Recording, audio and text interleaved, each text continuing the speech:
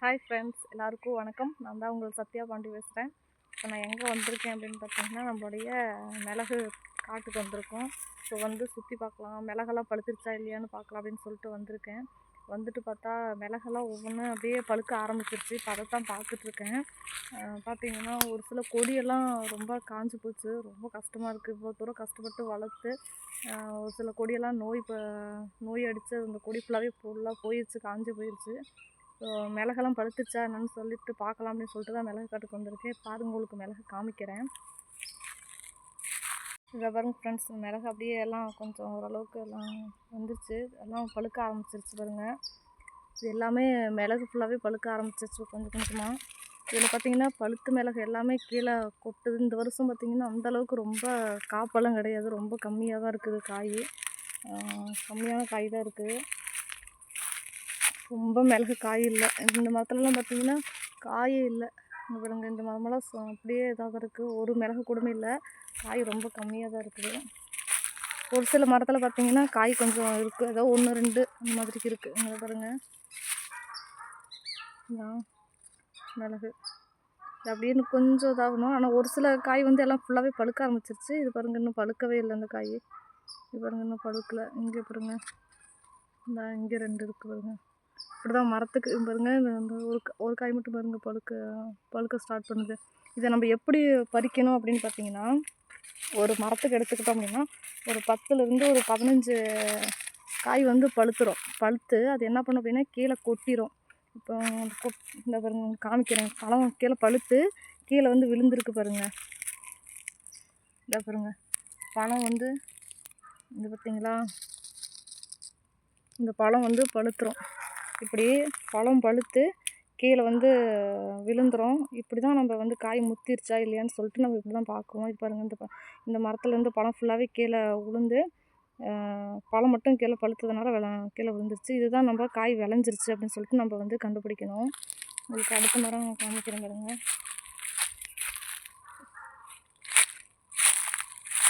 இந்த பாருங்கள், இந்த மரத்துலையும் பாருங்கள் காய், இந்த கொலை தெரியுதுங்களா, மிளகு இதுதான். இங்கே பாருங்கள், காய் ஃபுல்லாகவே நல்லா பழுத்துச்சு. இப்போ இது இன்னும் கொஞ்சம் ஒரு 20 நாள் ஆகணும் ஃப்ரெண்ட்ஸ், இதை நம்ம பறிக்கிறதுக்கு. இப்போ இந்த மரத்துலேருந்து காய் பார்த்திங்கன்னா கொஞ்சம் எல்லாம் ஒவ்வொன்றா தான் இருக்குது. ஒன்று இன்னும் பழுக்க ஆரம்பிக்கலை. பாருங்கள், கீழே விழுந்துருக்குது.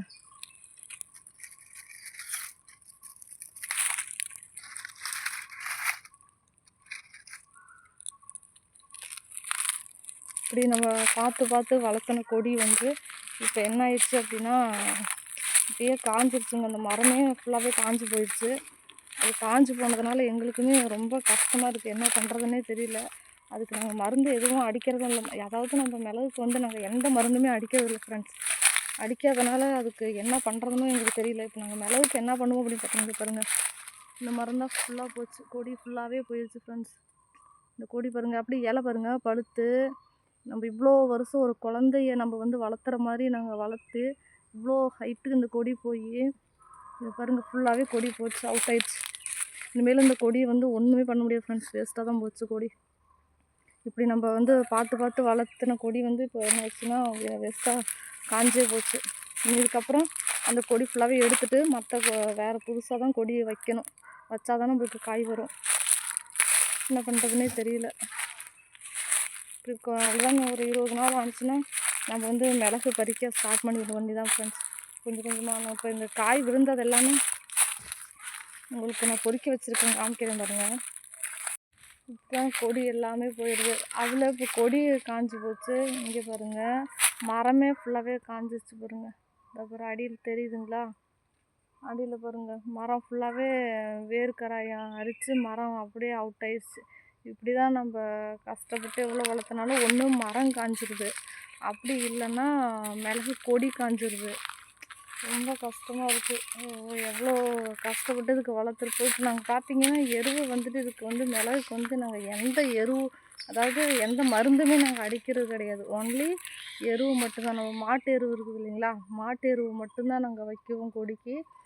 மற்றது நாங்கள் மருந்தடிக்கிறதோ அல்லது உரம் எதுவோ போடுறதோ அந்த மாதிரிக்கு நாங்கள் எதுவுமே பண்ணுறது கிடையாது. ஒன்லி மாட்டு எருவு மட்டும்தான் போடுவோம். உங்களுக்கு கொடியில் பாருங்கள் காமிக்கிறேன் எருவு. இந்த பாருங்க மாட்டு எருவு போட்டிருக்கீங்களா? இந்த பாருங்கள் கொடியில் மாட்டு எருவு தான் போட்டிருக்கோம்.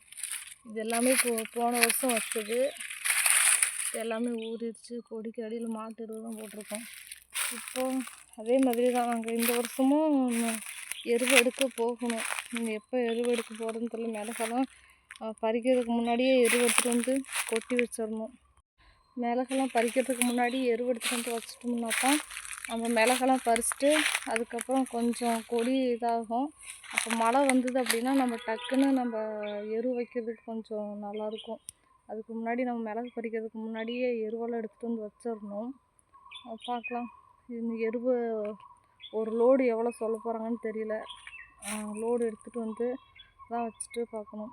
அடுத்தது உங்களுக்கு நான் மிளகு பறிக்கும்போது உங்களுக்கு நான் வீடியோ போடுறேன், சரிங்களா? அது மட்டும் இப்போ உங்களுக்கு காமிக்கணும். இது மிளகு இப்போ கீழே விழுந்தது இல்லைங்களா, அதெல்லாம் பாருங்கள் பொறுக்கி வச்சுருக்கேன். உங்களுக்கு காமிக்கிறேன் பாருங்கள். இந்த பாருங்கள் ஃப்ரெண்ட்ஸ், இப்போ நான் பொறுக்கிட்டு வந்த மிளகு இது எல்லாமே கீழே விழுந்துருச்சு பாருங்கள். பழம் இது எல்லாமே காய் நல்லா விளைஞ்சிருச்சு. விளைஞ்சு நம்மளுக்கு வந்து கீழே விழுந்துருச்சு. இந்த பாருங்கள் பழம் பழுத்துச்சு பார்த்தீங்களா? இது எல்லாமே நல்லா விளைஞ்சிருச்சுன்னு அர்த்தம். இந்த மாதிரி தான் ஒரு மரத்துக்கு ஒரு 10லேருந்து ஒரு 15 கொலை இந்த மாதிரிக்கு கொலை வந்து பழுத்துரும். பழுத்துருச்சுனாவே அந்த மரத்தில் இருக்க காயெல்லாம் விளைஞ்சிருச்சு அப்படின்னு அர்த்தம். அப்படி தான் நம்ம வந்து பறிக்கணும். இது எல்லாமே நான் இப்போ கீழே விழுந்த மிளகு எல்லாமே எடுத்துகிட்டு வந்து இங்கே வச்சுருக்கேன். இப்போ இது எடுத்துகிட்டு போய் என்ன பண்ணணும் அப்படின்னா, இப்படி இந்த ஒவ்வொன்றா இருக்குது இது பார்த்தீங்க இருக்குது இல்லையா, இது ஒவ்வொன்றா இப்படி இது எல்லாத்தையும் இப்படி எடுத்து கையில் எடுத்தோம் அப்படின்னாவே வந்துடும். இந்த பாருங்க, இப்போ கையில் எல்லாமே எடுத்தோன்னா வந்துடும். இது இப்போ கம்மியாக இருக்கிறதுனால நான் கையில் எடுப்பேன். இதுவே இப்போ நிறையா இருந்தது அப்படின்னா, இப்போ ஒரு ஒரு ஒரு பிளாஸ்டிக் அல்லது ஒரு மூட்டை பக்கமாக இருந்துச்சு அப்படின்னா அதை வந்து மிஷினில் கொடுத்து அரைச்சிடுவோம். கம்மியாக இருந்துச்சு அப்படின்னா இப்படி பாருங்கள், இந்த அப்படி கையில் இது பண்ணும்போதே உங்களுக்கு வந்துருச்சு இல்லையா மிளகு பாருங்கள், கையில் பண்ணும்போதே வந்துருச்சு. இது மாதிரிக்கு இப்போ நிறையா இருந்தது அப்படின்னா இது வந்து மிஷினில் கொடுத்து அரைச்சிருவோம். கம்மியாக இருக்கிறதுனால இப்படி கையிலே இப்படி இப்படி பண்ணோன்னாவே எல்லாமே வந்துடும். ஸோ இதை காய போட்டு தான் நம்ம சேல்ஸுக்கு பண்ணணும் ஃப்ரெண்ட்ஸ்.